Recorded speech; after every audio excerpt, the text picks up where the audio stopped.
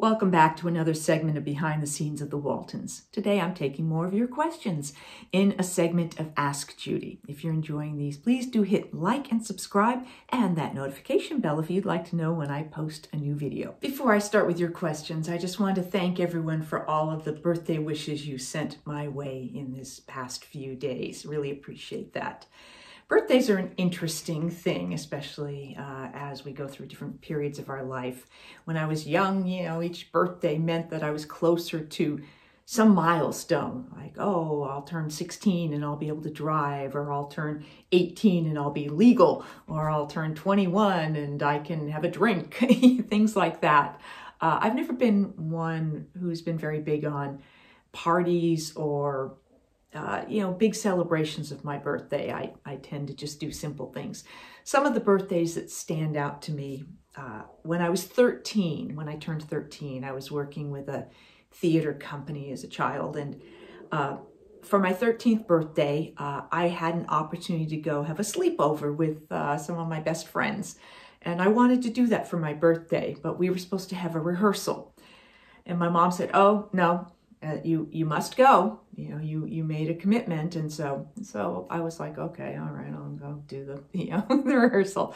And when I walked into the rehearsal, they had a surprise party that they had put together for me, which was very sweet. And the only surprise party I've ever had, but it meant a lot to me. And they sang to me and they had a cake, and it had the two candles, a 1 and a 3 for 13. So I kept those candles for a long time. I think I finally got rid of them during some move, but that birthday stands out to me.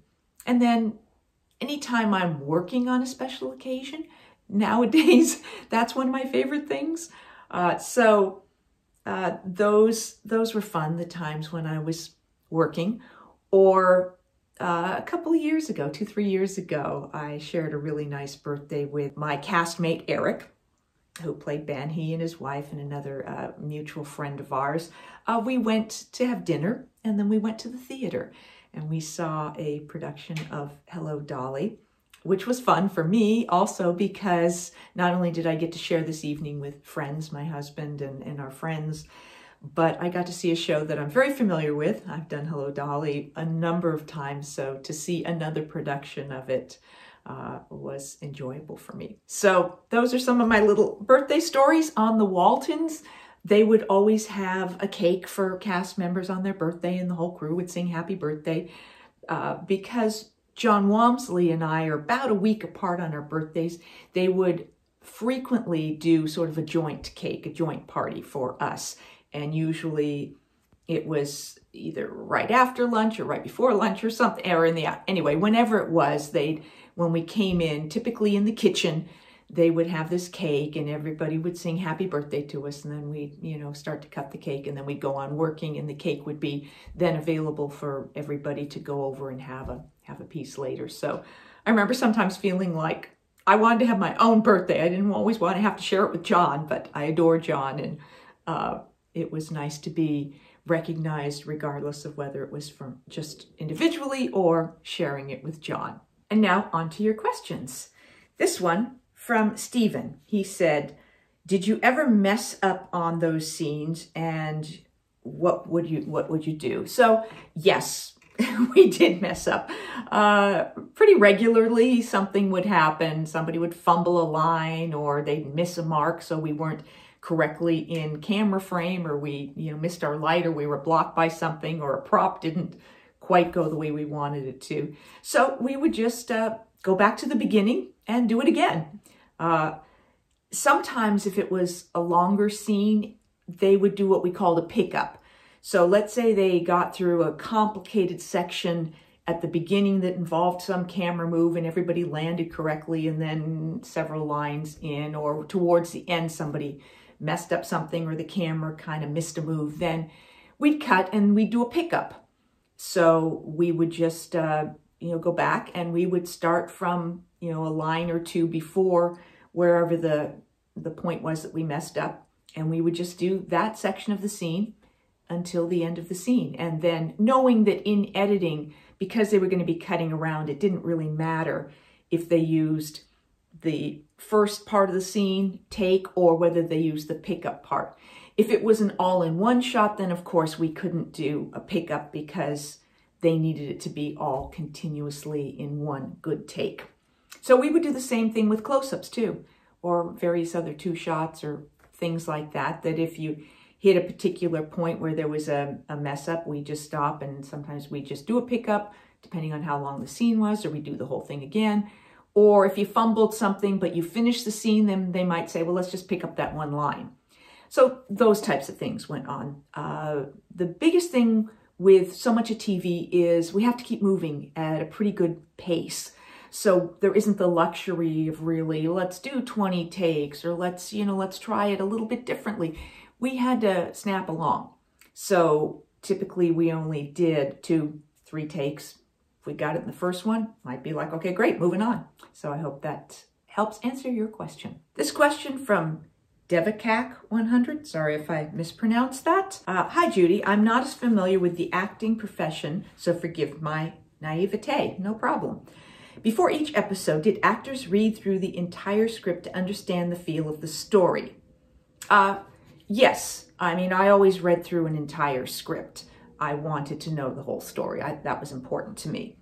And I think most actors do that. Sometimes if I was going into someone else's show, where I just had a sort of what I would call a functional character, like I was a doctor or a coroner or something like that, that just had like one scene and I knew exactly what the scene was about, I might more skim the rest of the script because it wasn't going to impact my scene.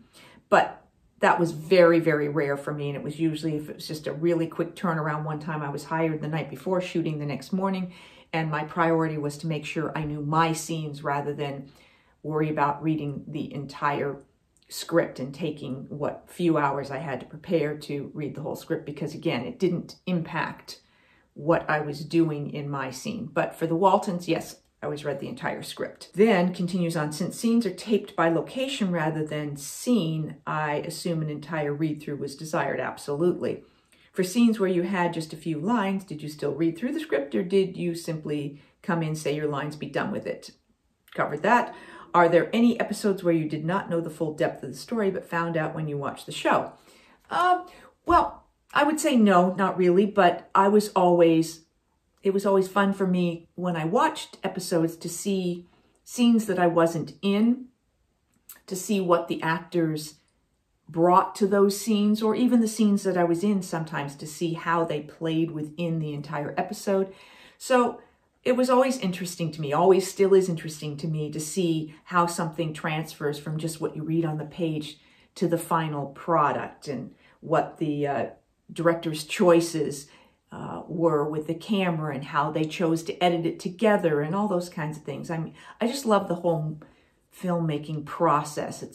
It's always interesting to me. And even when I watch episodes of our show now, all these years later, I frequently am like, I don't remember how they shot that. Oh, wow, in the Ferris wheel where Elizabeth is like floating through the air and things, how did they do that? Or how, somebody fell off something. Wow, I'm guessing that was a stunt thing. So it's still fun for me. It's still magic to me. So thank you for asking. A question here from Bippy102. Hey, Bippy.